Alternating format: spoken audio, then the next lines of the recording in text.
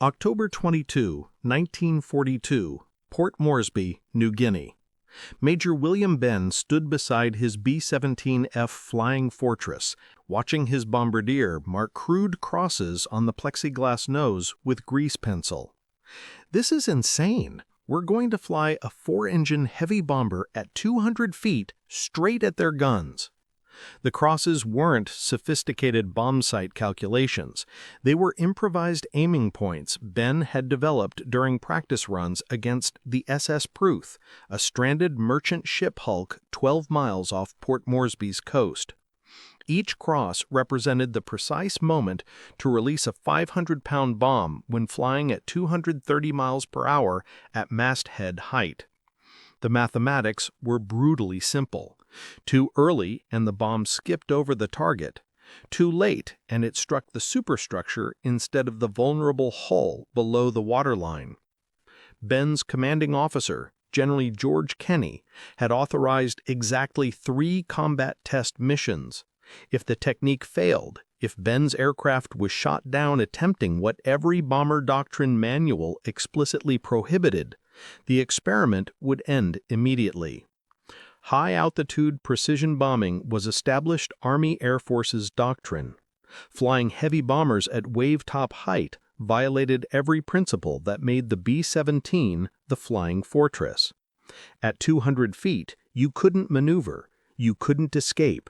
You presented an enormous target to every anti-aircraft gun on the ship. But high-altitude bombing wasn't working.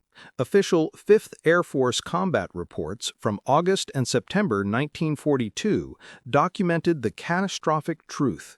Conventional bombing from 20,000 feet achieved 1% accuracy against maneuvering warships, 1 bomb in 100. The other 99 disappeared into the Pacific Ocean, wasting American industrial capacity and accomplishing nothing while Japanese convoys continued reinforcing their garrisons across New Guinea and the Solomon Islands. Tonight, Benn would fly his B-17 across 500 miles of enemy-controlled ocean to Rabaul Harbor, the most heavily defended Japanese naval base in the Southwest Pacific, and attempt something no one had ever done: skip-bomb a destroyer at night. If he survived, he might change how the Pacific War was fought. If he didn't, he would be remembered as the major who wasted a $250,000 bomber on a reckless stunt. The journey to this moment had begun 4 months earlier when Benn took command of the 63rd Bomb Squadron, 43rd Bomb Group, 5th Air Force in June 1942. The strategic situation was desperate. Japanese forces controlled New Guinea's northern coast, the Bismarck Archipelago, and threatened Port Moresby itself, the last Allied stronghold preventing Japanese bombers from reaching Australia.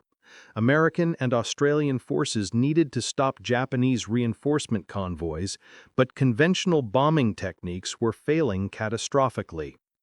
The problem was mathematical and unavoidable. A ship traveling at 20 knots covered approximately 34 feet per second. From 20,000 feet altitude, a 500-pound general-purpose bomb required roughly 45 seconds to fall. During those 45 seconds, a maneuvering destroyer traveled over 1,500 feet, 15 times its own length. The bombardier had to predict not just where the ship would be in 45 seconds, but also when and how violently the captain would order evasive maneuvers. Japanese ship commanders had learned to watch for the tiny specks of falling bombs and turn hard the instant they appeared, making high-altitude hits nearly impossible. Benn had flown dozens of these missions. He had watched his bombardier call "bombs away" and then waited, counting seconds, watching the tiny splashes erupt in the water hundreds of feet from the target ship. The mathematics were undeniable. American bombers were achieving nothing. The inspiration came from observing Australian bowfighter pilots attacking Japanese barges along the New Guinea coast. They flew at wave-top height and released small bombs that skipped across the water like stones on a pond, slamming into barge hulls with devastating effect. Benn wondered, could a 4-engine heavy bomber do the same thing against warships? The physics suggested it might work. A 500-pound bomb with a 5-second delay fuse released at 200 feet altitude and 230 miles per hour would strike the water at approximately a 15-degree angle. If released at the correct distance, Benn calculated roughly 300 yards, the bomb would skip once or twice across the surface and slam into the ship's hull at or below the waterline, exactly where armor was thinnest, and detonating 500 pounds of Torpex explosive would cause maximum flooding. General Kenney was skeptical, but desperate. Japanese convoys were winning the logistics race. On September 15, 1942, Kenney authorized Benn to conduct training exercises against the SS Pruth Hulk. Benn flew repeated practice runs, adjusting altitude, speed, and release distance until he achieved consistent hits. His bombardier marked the successful aiming points on the plexiglass nose. By early October, Benn believed the technique was viable. The first combat mission launched on October 22, 1942. Benn led 3 B-17Fs from the 63rd Bomb Squadron on a night attack against Rabaul Harbor, where reconnaissance indicated multiple Japanese destroyers and cruisers were anchored. The flight crossed 500 miles of open ocean in darkness, navigating by dead reckoning and celestial observations. As they approached Rabaul, Japanese searchlights illuminated the harbor, dozens of powerful beams creating an interlocking web of light designed to blind attacking pilots. Benn descended to 200 feet. His airspeed indicator showed 235 miles per hour. He selected a destroyer anchored near the harbor entrance and flew directly toward it. Anti-aircraft tracers, red, green, and white phosphorescent streams, arced toward his aircraft. The B-17's waist gunners returned fire with .50 caliber machine guns, raking the destroyer's deck. At what Benn judged to be 300 yards distance, he ordered, "Bombs away!" The 500-pound bomb detached, struck the water, skipped once, and slammed into the destroyer's hull just above the waterline.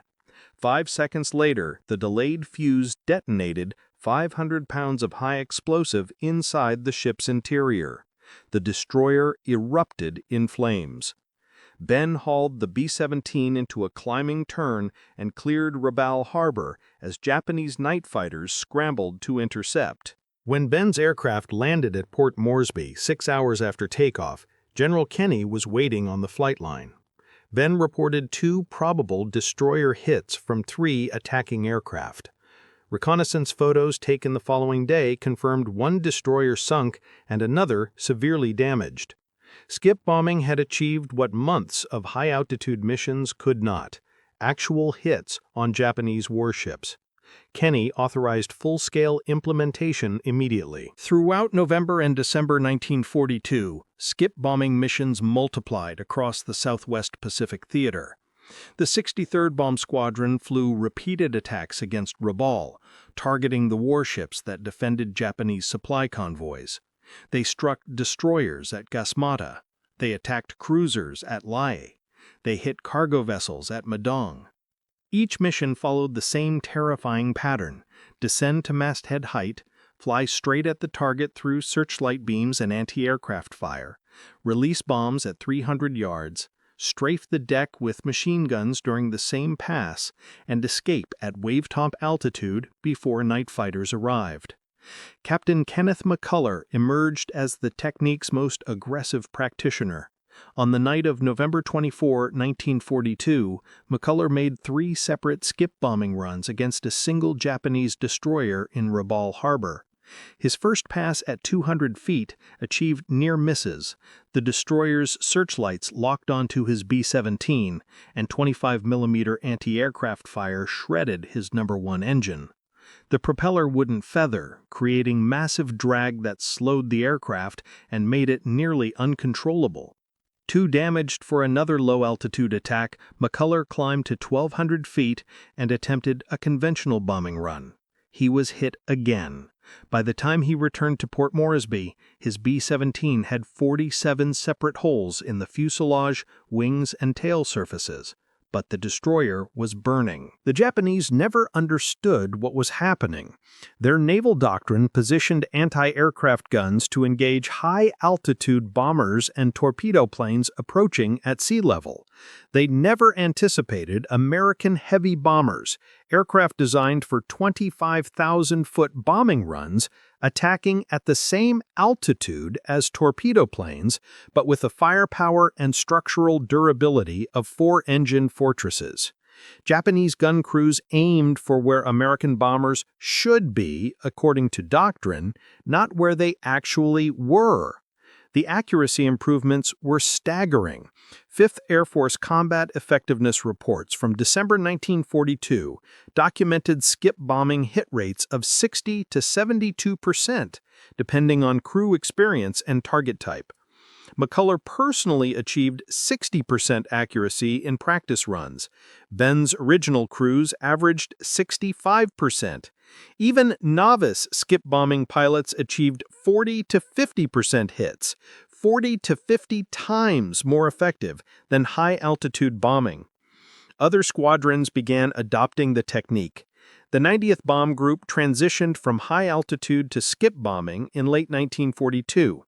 A-20 Havoc light bombers and B-25 Mitchell medium bombers proved even more effective at masthead attacks due to their smaller size and greater maneuverability. By January 1943, skip bombing was no longer experimental, it was becoming standard anti-shipping doctrine for 5th Air Force. Japanese commanders attempted to counter the tactic by increasing searchlight coverage and repositioning anti-aircraft guns for low-altitude engagement. They stationed night fighters on standing patrol over Rabaul. They equipped destroyers with additional 25mm automatic cannons, specifically to engage low-flying bombers. But these defenses required time to implement, and time was exactly what Japanese forces in New Guinea no longer had. The technique's effectiveness depended entirely on one critical factor: crews willing to fly straight at enemy guns through searchlight beams, at an altitude where a single 25mm hit could bring down a B-17. It required courage bordering on fatalism. It required pilots to suppress every survival instinct and maintain steady course while watching tracers arc toward their cockpit. Not every crew could do it. Those who could were winning the shipping war. But by late December 1942, the tactical picture began to change in ways that would transform skip bombing from squadron-level innovation to theater-wide doctrine. The catalyst was the Japanese High Command's decision to reinforce their Leh and Salamaua garrisons in New Guinea with a massive convoy designated Operation 81. Intelligence reports received at General Douglas MacArthur's Southwest Pacific headquarters in early February 1943 indicated the Japanese were assembling 8 large transport ships in Rabaul, protected by 8 destroyers, to carry approximately 7,000 troops of the 51st Division to Leh. If successful, these reinforcements would enable Japanese forces to launch renewed offensives toward Port Moresby. If stopped, Japanese positions in New Guinea would begin an irreversible collapse. MacArthur ordered General Kenney to destroy the convoy. Kenney assembled every available bomber in 5th Air Force, B-17s from the 43rd Bomb Group, A-20 Havocs from the 3rd Attack Group, and B-25 Mitchells from the 38th and 90th Bomb Groups. For the B-25 units, Kenney ordered immediate modification. Remove the bombardier position, install 8.50 caliber machine guns in the nose, train pilots in skip bombing using Benn's technique. The modifications were completed in 72 hours. On the morning of March 1, 1943, reconnaissance aircraft located the Japanese convoy in the Bismarck Sea, approximately 140 miles northeast of Leh, steaming at 12 knots in formation. The convoy consisted of 8 transport ships: Kyokusei Maru, Aiyo Maru, Teiyo Maru, Nojima, Taimei Maru, Kenbu Maru, Shinai Maru, and Oigawa Maru. escorted by 8 destroyers: Shikinami, Uranami, Shirayuki, Asagumo, Tokitsukaze, Yukikaze, Arashio, and Asashio. The attack began at approximately 10 a.m. on March 2, 1943. 13 B-17s from the 43rd Bomb Group attacked first from high altitude to suppress anti-aircraft fire and force the convoy to break formation. The high-altitude bombing achieved minimal hits, exactly as 5th Air Force planners expected, but accomplished its purpose. The transports scattered. At 3:20 p.m. on March 2, the skip bombing attack commenced. 12 A-20 Havocs descended to masthead height and attacked in coordinated waves. Each A-20 carried 4 500-pound bombs with 5-second delay fuses. Flying at 250 miles per hour at 200 feet altitude, the Havocs approached individual transport ships, released their bombs at approximately 300 yards distance, and strafed the decks with nose-mounted .50 caliber machine guns during the same pass. The results were catastrophic for the Japanese. Kiyokuse Maru was hit by multiple skip bombs that penetrated below the waterline. The ship caught fire and began listing. Ayo Maru took 3 direct hits and exploded when fire reached munitions stored below decks.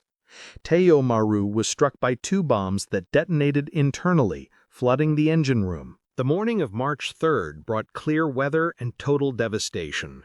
At 7:45 a.m., 13 B-25 Mitchells attacked the remaining transports. The B-25s approached in line-astern formation at 200 feet altitude. Each aircraft carried 6 500-pound bombs and featured 8 .50 caliber machine guns in the nose for strafing. The pilots flew straight at the transports, released their bombs in pairs at 300-yard intervals, and raked the decks with concentrated machine gun fire that killed exposed crew and soldiers. Nojima took 4 skip bomb hits and sank within 20 minutes. Taime Maru was hit by 3 bombs that destroyed the steering mechanism, leaving the transport circling helplessly while B-25s made repeated strafing runs. Kenbu Maru caught fire after 2 hits below the waterline. Shinai Maru and Oigawa Maru attempted to beach themselves on New Britain's coast, but were destroyed by follow-up attacks. The Japanese destroyer escorts attempted to defend the transports, but were overwhelmed by the coordinated assault. Shirayuki was hit by 3 skip bombs during the March 3rd attack and sank at approximately 11:30 a.m. Tokifutsukaze was struck by 2 bombs that destroyed the forward magazine, causing a massive explosion that broke the destroyer in half. Asabumo was set ablaze by skip bomb hits and abandoned by her crew. By sunset on March 4, 1943, the Battle of the Bismarck Sea was over. All 8 Japanese transport ships had been sunk. 4 of the 8 destroyers were destroyed. Approximately 3,000 Japanese soldiers drowned or were killed by strafing during rescue attempts. Only 850 of the 7,000 troops aboard the convoy reached Leh, arriving without weapons, equipment, or supplies. American losses: 4 aircraft, 2 B-17s, and 2 P-38 fighters, 13 aircrew killed. The accuracy statistics were irrefutable. Skip bombing attacks achieved hit rates of 60 to 72% across the 3-day battle. High-altitude bombing achieved less than 2%. The technique that senior commanders had initially called suicidal and reckless had just annihilated an entire enemy convoy while suffering minimal losses. 5th Air Force Headquarters issued immediate directives.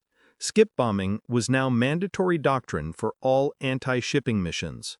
Bombardiers would train on the technique. Pilots would practice low-altitude approaches. Engineers would modify delay fuses for optimal skip performance.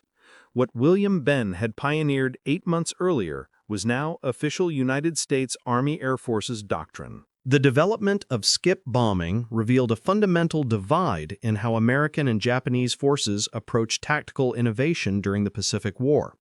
Understanding this divide requires examining the doctrinal constraints that initially prohibited the technique and the institutional culture that eventually embraced it. American bomber doctrine in 1941-1942 was dominated by the concept of high-altitude precision bombing. The theory, developed during the 1930s and codified in field manuals, held that heavy bombers operating at 20,000 to 25,000 feet altitude could destroy strategic targets with acceptable accuracy, while remaining above effective anti-aircraft fire. The Norden bomb sight, a sophisticated analog computer that calculated bomb trajectory based on altitude, airspeed, wind, and target motion, was classified technology considered essential to American air power. This doctrine worked reasonably well against stationary land targets, factories, marshalling yards, bridges, airfields, but it failed catastrophically against maneuvering ships for mathematical reasons that should have been obvious. A ship traveling at 20 knots during the 45-second bomb fall time covered over 1,500 feet, 15 times its own length. The Norden bomb sight could calculate trajectory, but it could not predict when a Japanese ship captain would order emergency turns. The mathematics were brutally simple. To achieve acceptable accuracy against ships, bombers needed to reduce the time between bomb release and impact, which required lower altitude. But lower altitude meant flying within range of anti-aircraft fire, which increased bomber losses.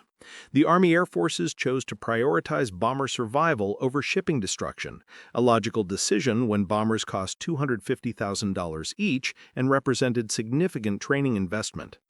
Major William Benn rejected this logic.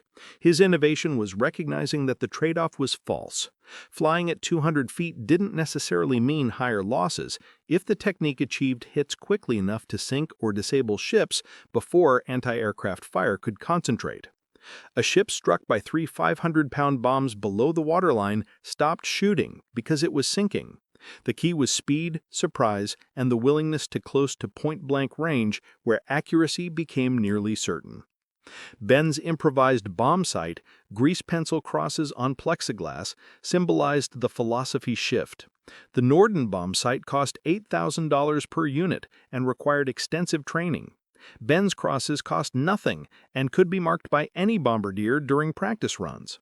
The Norden calculated complex trajectories for high-altitude drops. Benn's method required only 3 variables: altitude, 200 feet, speed, 230 miles per hour, release distance, 300 yards. The simplicity was the innovation. The delay fuse modification was equally pragmatic. Standard American bomb fuses armed instantly upon release, meaning bombs that struck water surfaces detonated on contact, creating spectacular but ineffective waterspouts. Australian ordnance technicians developed 4 to 5 second delay fuses that allowed bombs to skip across water and penetrate ship hulls before detonating internally. Bennett adopted these fuses immediately.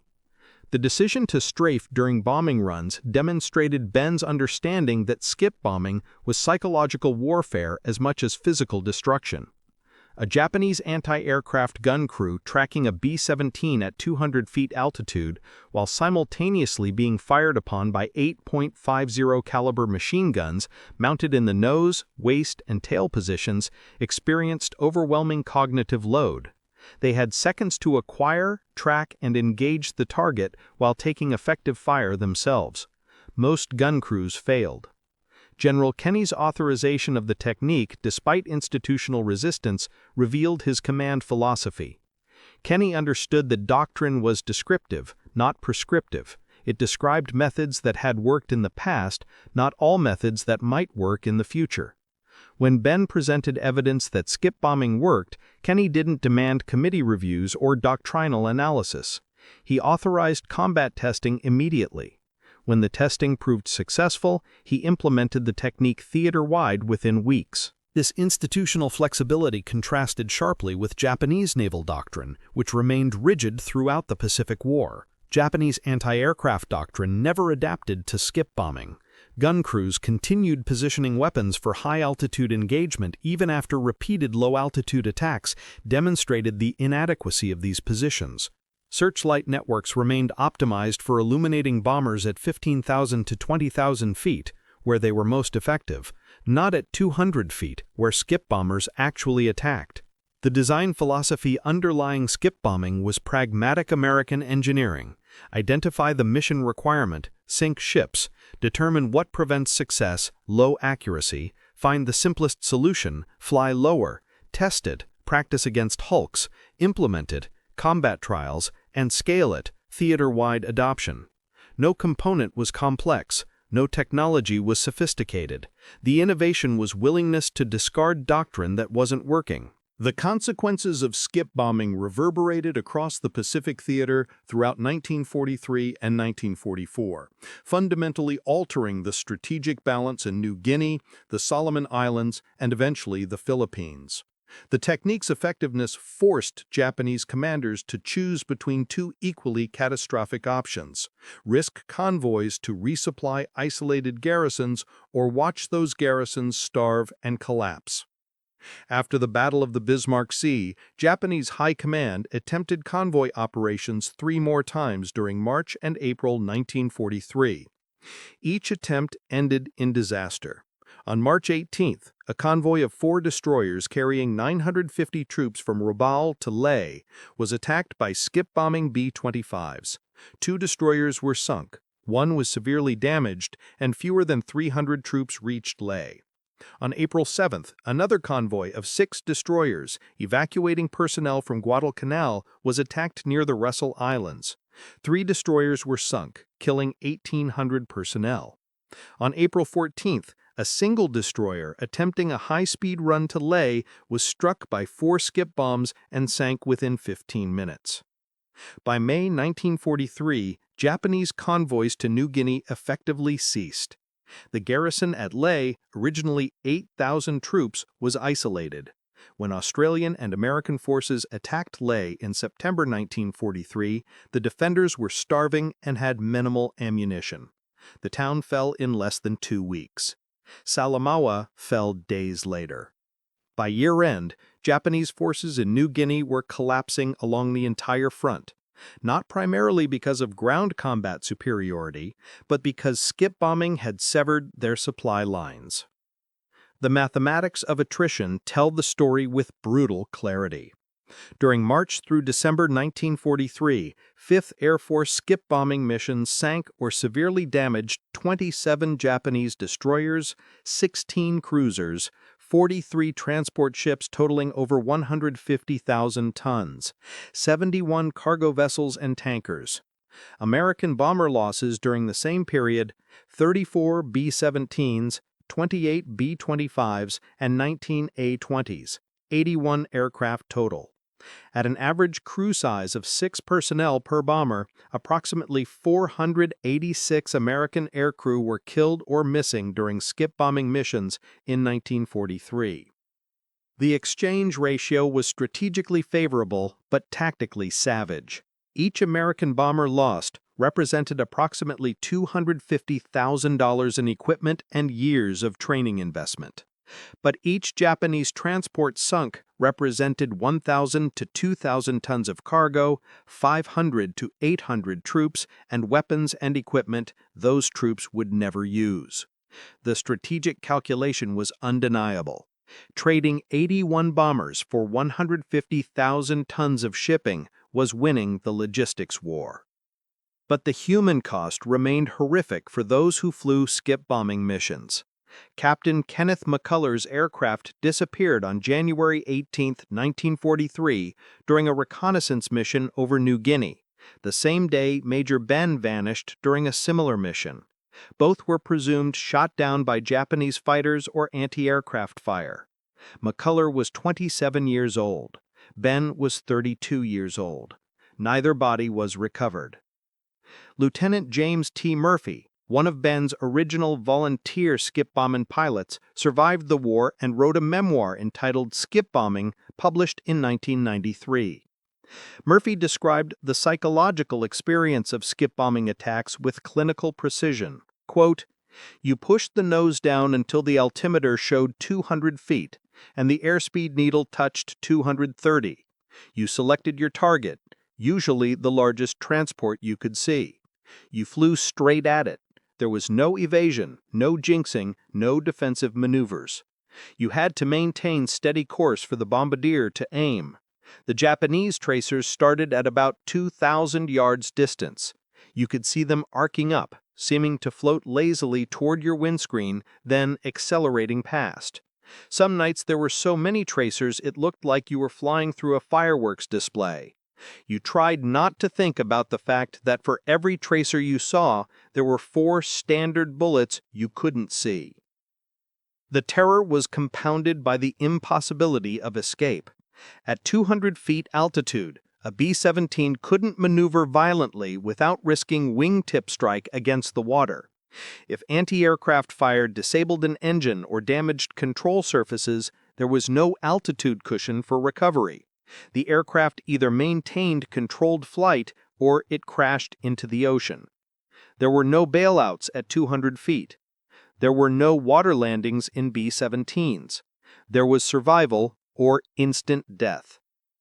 Despite these risks, skip bombing remained mandatory doctrine because it worked. By late 1943, Japanese shipping losses to 5th Air Force attacks exceeded losses to American submarines in the Southwest Pacific Theater. The technique that had begun as William Benn's unauthorized experiment had become the dominant anti-shipping method in the Pacific War. Japanese attempts to counter the tactic failed repeatedly. In June 1943, Japanese naval headquarters issued directives requiring all convoy escorts to maintain overlapping anti-aircraft coverage optimized for low-altitude engagement. But coordination between multiple ships under air attack proved impossible. Each destroyer captain focused on defending his own vessel, creating gaps in coverage that American pilots exploited. In August 1943, Japanese commanders attempted night convoy runs, reasoning that American bombers couldn't skip bomb in darkness. But 5th Air Force equipped B-25s with radar for night navigation and searchlights for target illumination. The night convoys were slaughtered. By early 1944, skip bombing had evolved beyond its original improvised form. Engineers developed specialized ordnance, 1,000-pound bombs with reinforced casings that could skip multiple times without breaking apart, fragmentation bombs for use against destroyer decks, and delayed action bombs that penetrated below waterline before detonating. Bombardiers attended formal skip bombing schools, where they practiced against towed targets off the Queensland coast. Pilots flew simulated low-altitude attack profiles in training areas, learning to maintain 200-foot altitude over water at night without visual references. The technique's success created institutional momentum that outlasted its strategic necessity. When American forces advanced into the Philippines in late 1944, few Japanese convoys remained to attack. Skip bombing missions increasingly targeted smaller vessels, coastal barges, patrol boats, fishing trawlers. The technique designed to sink destroyers and transports was being used against targets that could have been destroyed with conventional strafing. But the doctrine remained: if there's a ship, skip bomb it. The most famous skip bombing mission occurred outside the Southwest Pacific entirely. On April 18, 1943, 6 weeks after the Battle of the Bismarck Sea, American intelligence intercepted communications indicating Admiral Isoroku Yamamoto, commander of the combined fleet, would fly from Rabaul to Bougainville aboard a G-4M Betty bomber.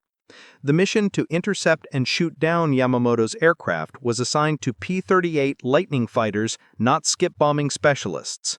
But the mission's existence demonstrated how thoroughly skip bombing had disrupted Japanese operations. Yamamoto was traveling to inspect forward bases specifically because convoy resupply had become impossible.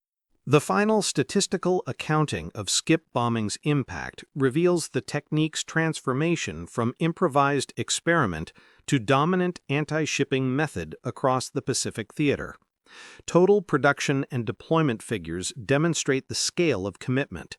By war's end, approximately 2,400 B-25 Mitchell medium bombers were modified for skip bombing operations, including nose-mounted .5 caliber machine gun packages and specialized low-altitude bombing equipment.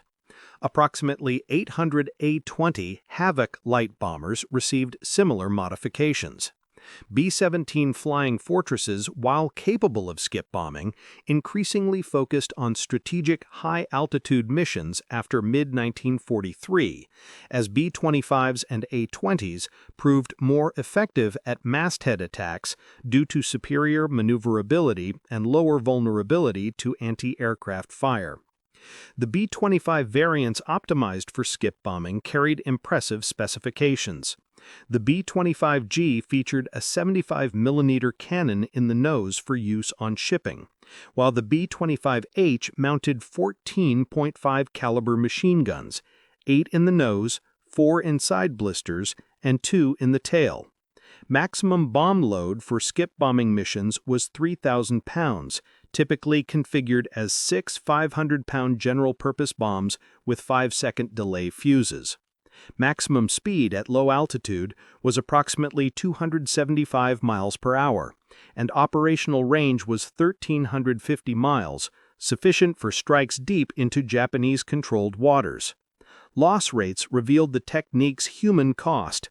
During 1943 to 1944, 5th Air Force recorded 418 bomber losses during low-altitude anti-shipping missions, approximately 23% of all bomber losses in the Southwest Pacific Theater. With average crew sizes of 5 to 6 personnel per aircraft, between 2,090 and 2,508 American aircrew were killed, captured, or listed as missing during skip bombing operations. Japanese casualties from skip bombing attacks, primarily soldiers and sailors aboard transport ships, exceeded 15,000 according to post-war naval records. The comparative analysis with conventional bombing methods demonstrates skip bombing's effectiveness. High-altitude bombing from 20,000 feet against shipping targets maintained approximately 1 to 2% accuracy throughout the Pacific War. Skip bombing achieved 60 to 72% accuracy in combat conditions, representing a 30 to 70-fold improvement. Torpedo bombing by aircraft achieved approximately 30 to 40% accuracy, but required specialized aircraft, torpedo bombers, and ordnance, aerial torpedoes costing $10,000 each versus $250 for general-purpose bombs. Survivor testimony provides human context for the statistics. Lieutenant Murphy, who flew 47 skip bombing missions before returning to the United States in December 1943, recalled the psychological toll. After 20 missions, you stopped being afraid in the normal sense. You accepted that survival was probabilistic. You flew the mission because that's what you did. The terror came afterward, sitting in your tent at Port Moresby and counting how many of the 12 aircraft that launched came back. When only 9 returned, you wondered if tomorrow you'd be one of the 3 that didn't make it. The mathematics were simple. If 75% of crews survived each mission, and you flew 40 missions, your cumulative survival probability was less than 1 in 1,000. We all knew this. We flew anyway. The Japanese perspective reveals their inability to counter the tactic effectively. Post-war interrogations of captured Japanese naval officers consistently noted surprise at American bomber tactics. Captain Tomoichi Hara, commander of the destroyer Shigure, one of few destroyers to survive multiple skip bombing attacks, wrote in his memoir, "We expected American bombers to attack from high altitude as doctrine specified. When they appeared at masthead height, our gun crews were positioned incorrectly. We attempted to depress our anti-aircraft guns to engage them, but the geometry was wrong. By the time we acquired the target, they had already released bombs and were strafing our decks. The technique seemed suicidal. We shot down several attackers, but they kept coming and our ships kept sinking." The philosophical difference between American and Japanese approaches to tactical innovation reveals itself in these accounts. American forces, when confronted with evidence that doctrine wasn't working, changed doctrine. Japanese forces, when confronted with the same evidence, attempted to make existing doctrine work through better execution, discipline, and sacrifice. This fundamental difference in institutional flexibility extends beyond skip bombing to explain broader patterns in the Pacific War. American forces protected aircrew through multiple mechanisms: self-sealing fuel tanks that prevented fires when hit, armor plating behind pilot seats, redundant control systems that allowed damaged aircraft to return to base, and sophisticated air-sea rescue operations that recovered downed crew from the ocean.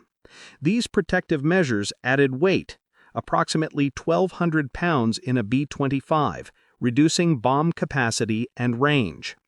American commanders accepted these trade-offs because trained aircrew were considered more valuable than increased bomb loads.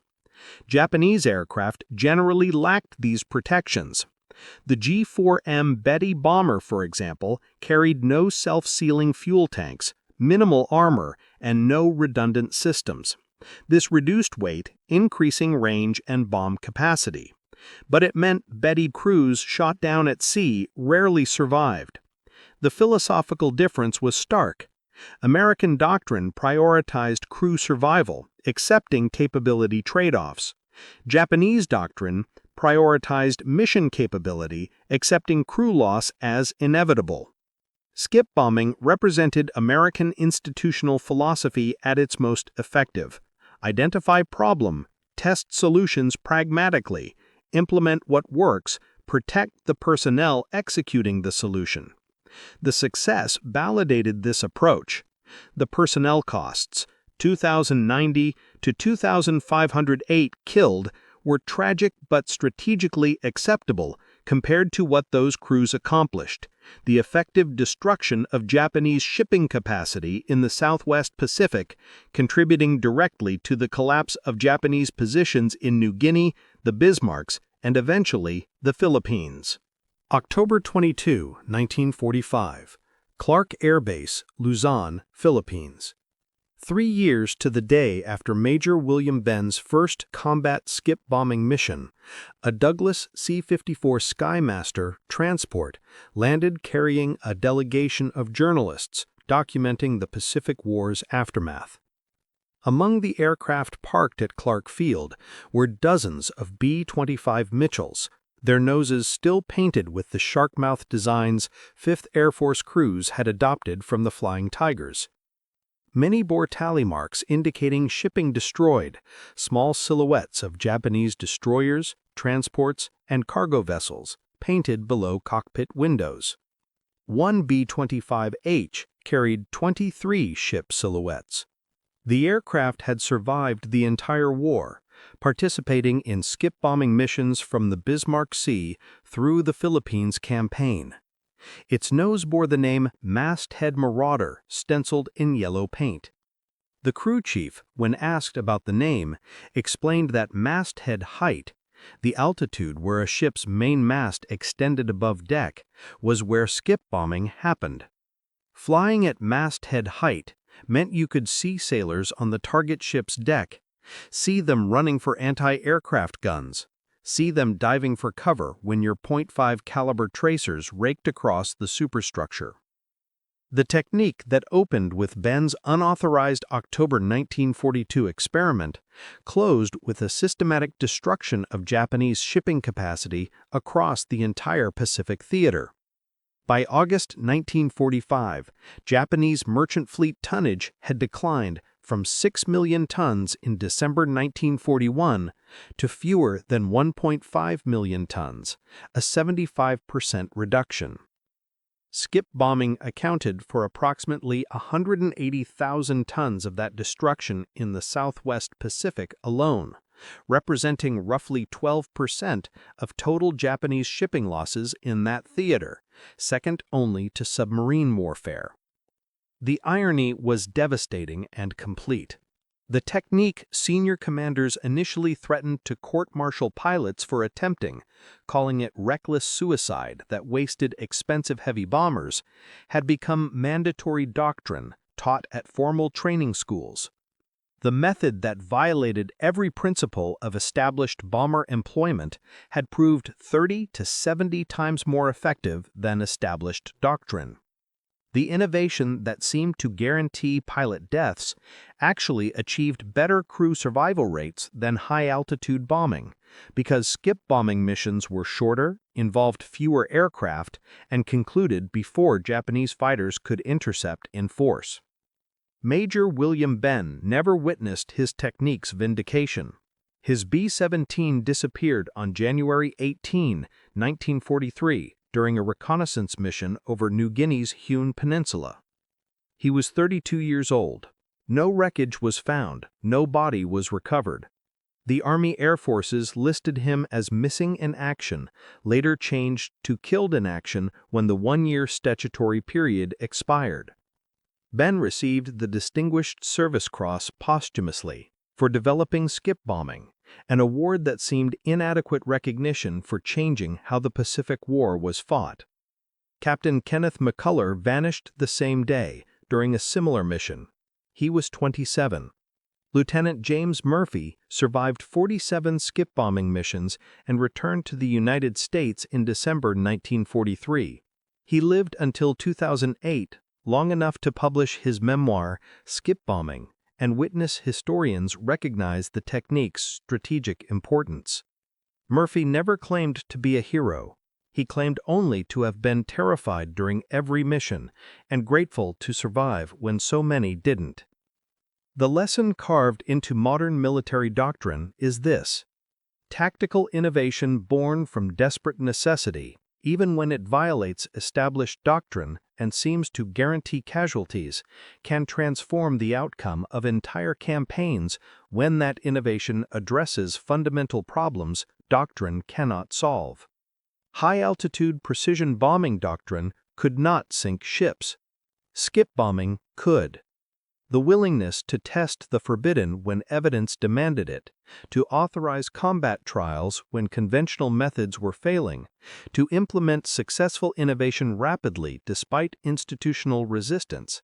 These qualities separated commanders who won wars from commanders who lost them while following outdated playbooks. Skip bombing was not a technological innovation. No new equipment was invented. No sophisticated systems were developed. The innovation was tactical and institutional. The recognition that sometimes the most dangerous thing a commander can do isn't breaking the rules, it's following them when they're killing your men and losing the war. Major Benn's crosses marked on bombardier plexiglass with grease pencil. Captain McCullough's 3 separate runs against a destroyer while his aircraft disintegrated around him. Lieutenant Murphy's 47 missions flown at masthead height while accepting survival odds of less than 1 in 1,000 were not recklessness. They were calculated responses to strategic requirements that conventional doctrine could not meet. The B-25, masthead Marauder with its 23 ship silhouettes, sat at Clark Field in October 1945 as physical proof of what skip bombing had accomplished. Those 23 ships, destroyers, transports, cargo vessels, represented 23 Japanese reinforcement missions that never reached their destinations, 23 cargoes of weapons and ammunition that never armed enemy soldiers, 23 opportunities for Japanese forces to strengthen their positions that were destroyed at masthead height by crews who flew straight at enemy guns because that's how you won the shipping war. The examination of that B-25's combat record provided the final accounting. Skip bombing was not poorly conceived tactical innovation.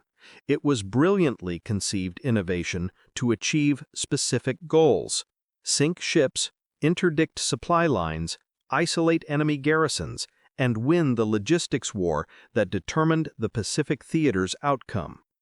Those goals were accomplished at human cost. 2,090 to 2,508 American aircrew killed, but at cost-exchange ratios that were strategically necessary and ultimately decisive. And in that single fact lies the entire story of why tactical flexibility, institutional willingness to challenge failed doctrine, and calculated risk-taking by commanders and crews who understood what was required, why these qualities won the Pacific War more surely than any individual weapon system or any rigid adherence to pre-war bombing doctrine written by men who had never faced maneuvering Japanese destroyers, protected by concentrated anti-aircraft fire in the confined waters of the Southwest Pacific. Major Bill Benn's illegal innovation had won that war. The crosses on the plexiglass had proved more valuable than the Norden bomb sight. The crews who flew at masthead height had achieved what doctrine said was impossible. And the commanders who authorized the forbidden had changed history.